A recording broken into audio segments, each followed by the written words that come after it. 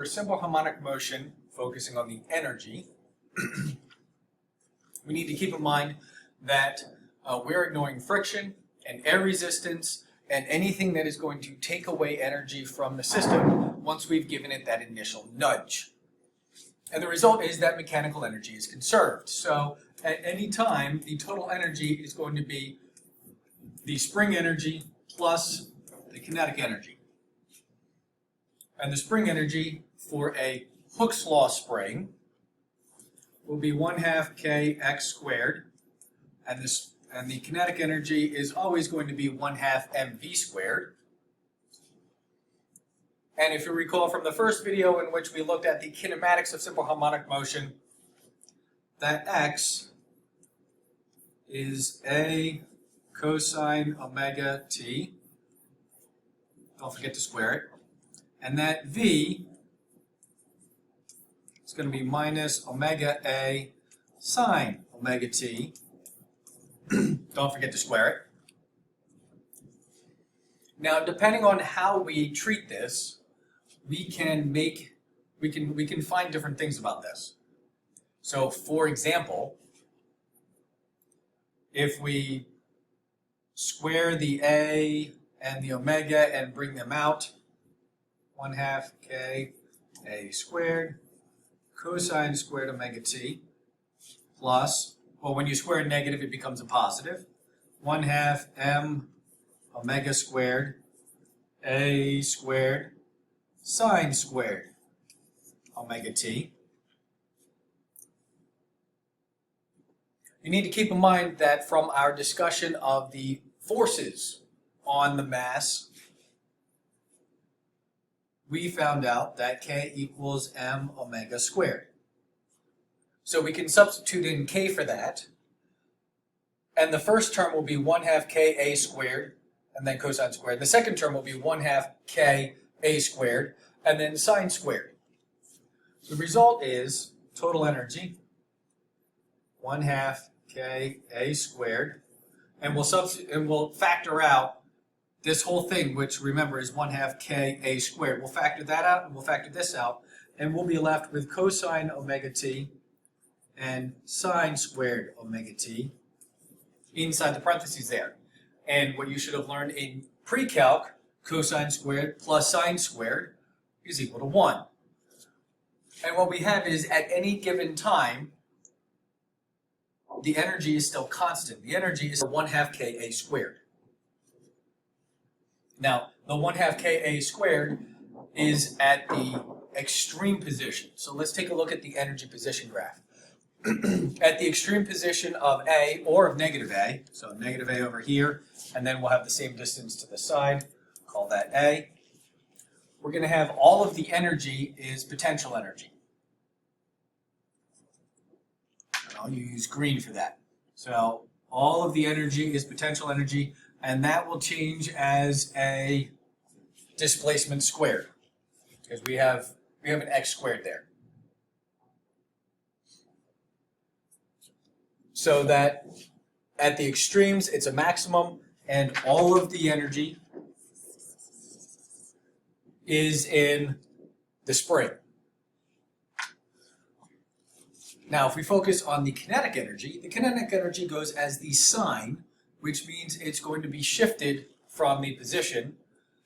And we've discussed this previously, where it is moving the fastest at equilibrium and it's not moving at the extremes. So at the extremes, it will have 0 kinetic energy. And at the equilibrium point, it will have maximum kinetic energy. And so we will have the upside down U for the kinetic energy. So this orange curve here, it describes the kinetic energy as a function of position. And the green curve describes the spring energy as a function of position. This is simply to review and reinforce the fact that at the extremes, all of the energy is in the spring, and at the equilibrium, all of the energy is in motion. So Vmax at the equilibrium point, and acceleration and position at the maximum displacement. But what if we want to look at the energy versus time graph?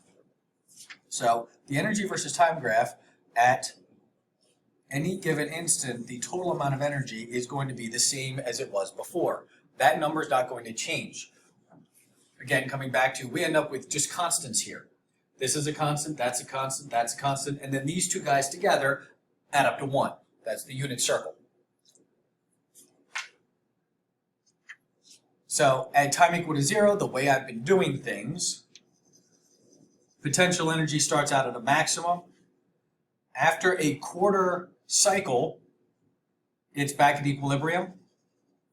After a half cycle, it's now below equilibrium, but again, we squared the position in order to get the expression for the...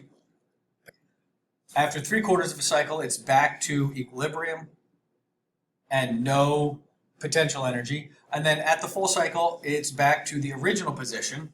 So what we have here is a sine curve that's been shifted so that it goes through 2 cycles for 1 period, and that's because we're squaring the cosine here, which does 2 things. First off, it squeezes the period of motion such that for the energy it goes through 2 cycles, and it makes everything positive. So it takes this entire middle part here that on our position graph was negative and flips it up so that it's positive. And we're going to see the same exact thing for the kinetic energy, where at time equal to 0, the way I've been doing things, it starts out not moving because I've lifted up the mass and I'm about to let it go and start my stopwatch. When it's at equilibrium, it's now moving with maximum speed, which also corresponds to maximum kinetic energy. At the bottom of its motion, at the extreme bottom of its motion, it's back to not moving. And when it gets back to equilibrium, it's now moving with maximum speed. And then when it returns to its original position, it's back to not moving again. And I could just catch it there and hold it at rest again. And what you'll see here is that we have a sine curve that's been shifted and flipped so that, again, the orange curve is the kinetic energy, and it is all positive now because we've squared the thing that could be negative, which will make the whole thing positive, and it squeezed it so that it goes through 2 cycles in the space of 1 period of motion. Now let's take a look at the example problem that I have, which will go through a bunch of previous topics in physics. And this will be a situation where we take a block and hang it from a spring so that it stretches the spring. And this is a 1 kilogram block. And the spring will have a constant of 98 newtons per meter. That means it will take 98 newtons to stretch that spring by 1 meter. And we're going to take a bullet. This is a rather large bullet. 10 grams. That's a medium large bullet. And fire it vertically upward into the block at 100 meters per second so that it's traveling upwards, and the instant that it hits the block, it's going at 100 meters per second. What we have here is an inelastic collision because this bullet is going to become embedded in the block, and they're going to thereafter oscillate together. So calculating the velocity of the bullet block system immediately after the collision, since you see the word collision, you should be ready to use conservation of momentum. So we have momentum original equals momentum final. And originally we have 2 separate objects, the bullet and the block. And then afterwards, they will move together. So since they move together, they will have the same velocity. And originally the block is just sitting there. It has 0 velocity, with the result being that the entire momentum comes from the bullet. So 0.01, 100 divided by 1 plus 0.01. And that is going to result in an overall velocity upwards of 0.99 meters per second. The original equilibrium stretch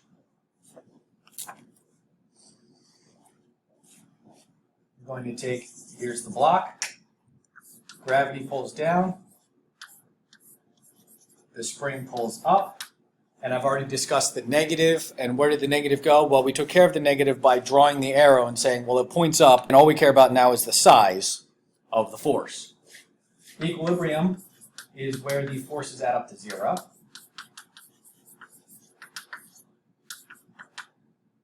Up force from the spring, down force from gravity. And we're going to get the original equilibrium stretch of the mass on the spring is 10 centimeters. So that mass caused the spring to stretch by 10 centimeters to make it be 10 centimeters longer than it was originally. Now, the bullet and the block are going to rise to a maximum height before they come to rest.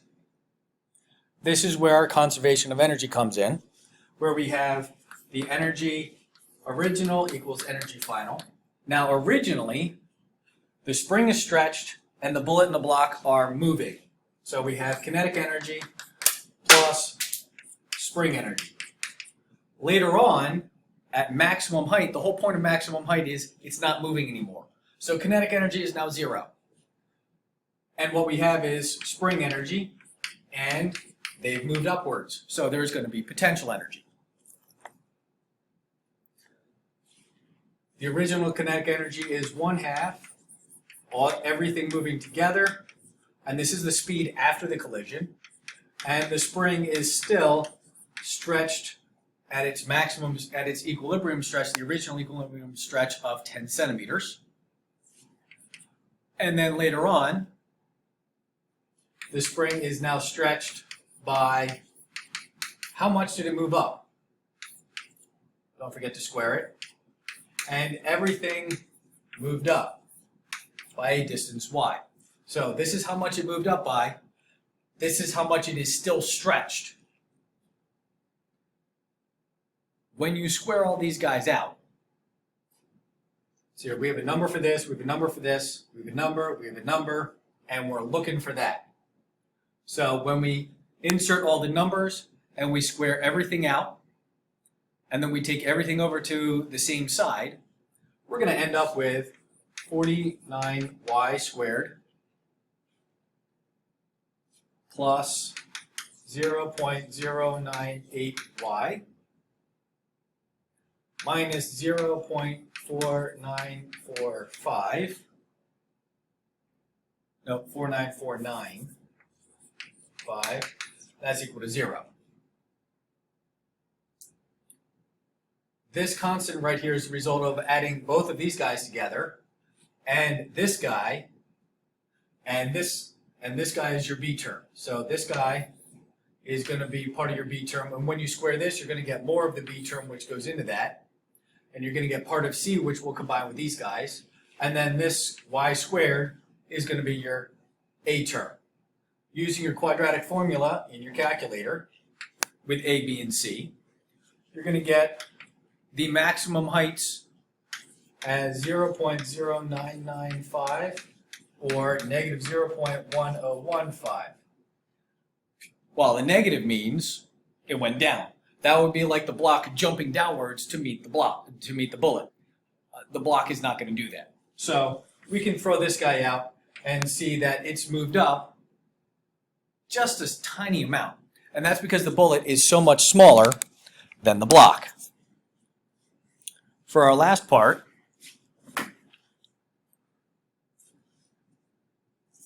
we're going to look at the new equilibrium position with a new weight. So this will be Kx equals m plus mg. So x is going to be k over m plus mg. And you're going to find that the new equilibrium position is only 1 centimeter, actually not even 1 centimeter, 1 millimeter below where it was before. Before it was 0.1, now it's 0.101. The amplitude is going to be the difference between the new equilibrium position and the new y. So amplitude equals new equilibrium minus max height, which gets us 0.1005. So it's going to oscillate by about 10 centimeters.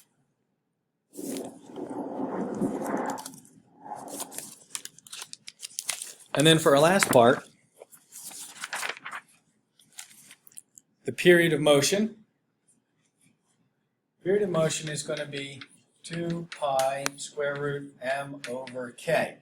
Now this m is all of the mass that is oscillating. So all of the mass that is oscillating is going to be the mass of the block plus the mass of the bullet. Don't forget the 2 pi.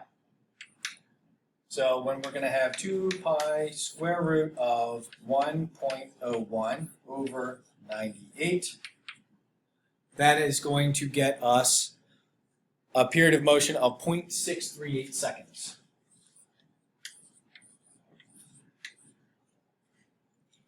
There are several other things that I could put in, like what is the maximum speed,